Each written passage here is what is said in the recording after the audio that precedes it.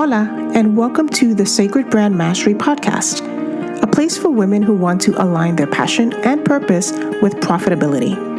I'm your host, Vicky Ayala, a quirky brand strategist and visual storyteller who helps you navigate the entrepreneurial journey with a dose of creativity and a sprinkle of magic.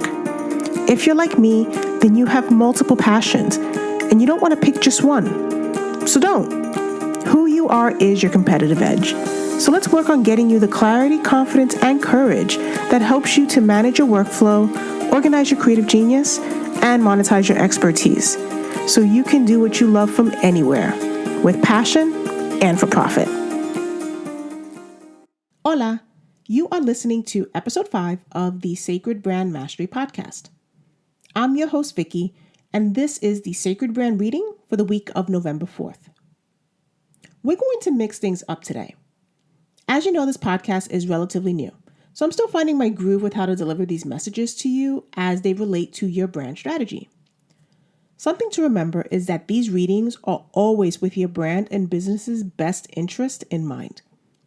Yes, there will be personal messages that you can use to integrate into your life, but the foundation for those messages are rooted in how your personal growth can impact the success of your brand and business. Something was weighing on my mind this weekend, and I think this is the perfect outlet to have this kind of conversation. This week's reading is going to be a bit more on the intuitive side than tactical. Rather than pull 3 cards, I went with 1 card today, so that you can harness all of your energy into this brand meditation. The card that came up was Initiate, and it says, start right now with small action steps. Over time, you'll see how far you can go. At this time, we are in the midst of a Mercury retrograde transit, but to be fair, there's only a few weeks or months out of the entire year when something is not retrograde. So while I get why Mercury gets all of the attention, it's important to note that this does not mean you stop and drop what you're doing. Yes, this is a great time to reflect and go inward, especially with it being Scorpio season. But reflection can also mean taking action. Reflection can be looking back on something you didn't do and deciding to finally do something about it now. What keeps coming up for me is this concept of tomorrow. And yes, I'm calling tomorrow a concept. The definition of a concept is simply an abstract idea. You don't get more abstract than the unknown of what tomorrow may or may not bring. Tomorrow is a concept we may never realize. I'll say that again. Tomorrow is a concept, an idea that we may never come to see and realize. As an entrepreneur and strategist, we're hardwired to plan and think futuristically. We have to always be several steps ahead so that we can anticipate potential obstacles and mitigate them before they become a problem. But the emerging spiritualist in me is constantly wondering, what if? Last year, I went through a bit of a mixed journey, part emotional and part physical. A health scare forced me to ask one big looming question. Do you want to live? I know it sounds cryptic now. It sounded cryptic back then. But it was also very relevant to the mental transformation that I was going through. Kind of like a metamorphosis of sorts. But then I fell back into status quo mode. Theoretically, I answered that big looming question. And then this year, another big looming question has surfaced and is forcing me to reevaluate everything, but in a different way. The question I'm currently working through is the same question I know many of you are wondering as well. What am I waiting for? Time is a funny paradox. We think we have so much of it. And yet we understand we have less than we assume, but we still act like time is infinite, when in reality we're losing more of it each day. I'm in 2020 mode and mapping out the new year. But wait, what about 2019, right? Shouldn't I be present in the moment and embracing the now? Of course I should, and so should you. But the Initiate card came up for a very specific reason. What are you waiting for? There are things you want to do and a vision you want to pursue that for some reason or another, you're not doing. I'm right there with you. We get these ideas and we either go for them or we watch others doing exactly what we could and should be doing. While I do believe in divine timing, I don't use that as a crutch to support my procrastination.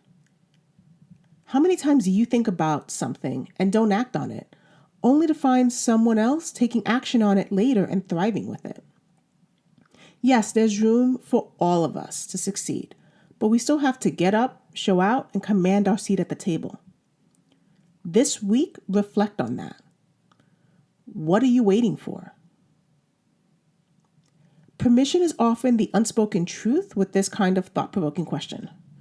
Maybe you're waiting for the right opportunity to present itself. Maybe you're waiting for the financial stability to support your dream. Maybe you're waiting for an investor to put up the funds for your project. Maybe you're waiting for your credentials to come, like a diploma or certification. Maybe you're waiting for someone to say, just do it. But you're waiting. And while patience is a virtue, don't let that quote be an excuse for you to stay stuck. The right opportunity is whenever you decide to create it. There's always a way to scale back your vision when financing is an issue. You don't need to do it all at once. The permission you need to give yourself is permission to be imperfect.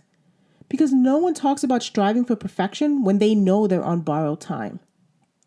Here's the reality. We don't know how much time we have. We could spend 50 years dreaming of our passion, 5 years pursuing it, and 2 hours enjoying it. I don't want to get caught up in formulas. It could easily go in a different direction. But I have this quote I always think of in times like this. Work like you have all the time in the world, and love like there's no tomorrow. I know it's a bit cheesy, but here's how we're going to break it down. Work is showing up. It's being present with your brand and business. It's creating. It's the physical act of doing. Love is passion. It's your why. It's about making decisions to show up for the work. It's about aligning with what lights you up. So show up like you have all the time in the world, but pursue your passion like there's no tomorrow. I hope that makes sense. This week, initiate. Start right now with something. You don't need to go from 0 to 60 in 2 seconds, but you do need to step forward and away from 0.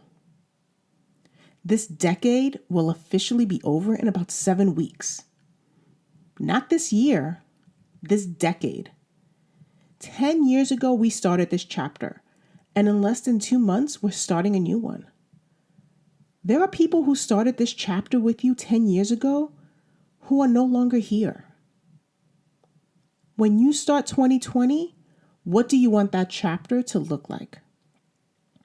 If you could give this decade a title or a theme word, what would it be? This past weekend, I had the oddest of dreams of my entire adulthood, and it got me wondering, what would my life and business look like if I got out of my own way? What if the one thing you need to initiate on is to recalibrate yourself so that you're on board with where you want to go? Here's the thing about our subconscious. We can't control it. We can control our actions, but not what is hidden to us. Hence the unconscious part. This is a great time to do shadow work. This is the perfect time to tackle what is hidden from your conscious self, because that's where your opportunities lie. Brand sabotage is a thing. I wrote a quick handout on it. You can enroll in the Brand Mastery Bootcamp to get the 3 tips that help combat imposter syndrome and design envy, 2 of the most popular forms of brand sabotage. And sabotage exists in both the shadow and the light. We sabotage for reasons we may not even know of. And we sabotage for reasons we are fully aware of and yet still continue to do so. Use this week and this Scorpio/Mercury retrograde/initiate energy to cut through all the crap that's keeping you stuck and take action with moving in some kind of direction.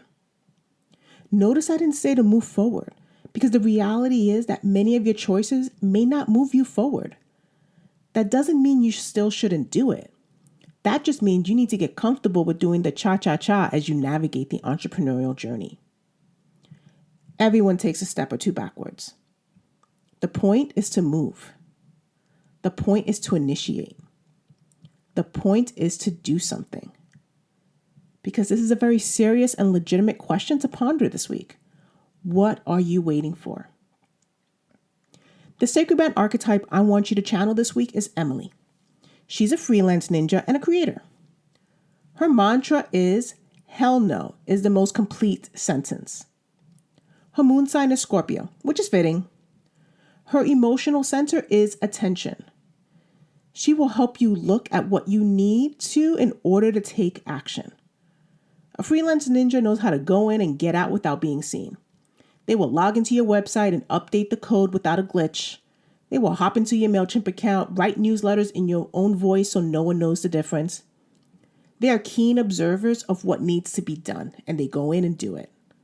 They don't spend time brainstorming or playing with spreadsheets, like me. They hustle fast because they know they have no room for play. Freelancers typically work hourly in some capacity, so every minute counts. Leverage Emily's energy to focus on your minutes so that you can make every minute count. Because Emily knows that at any given moment, that steady gig can easily go bye-bye.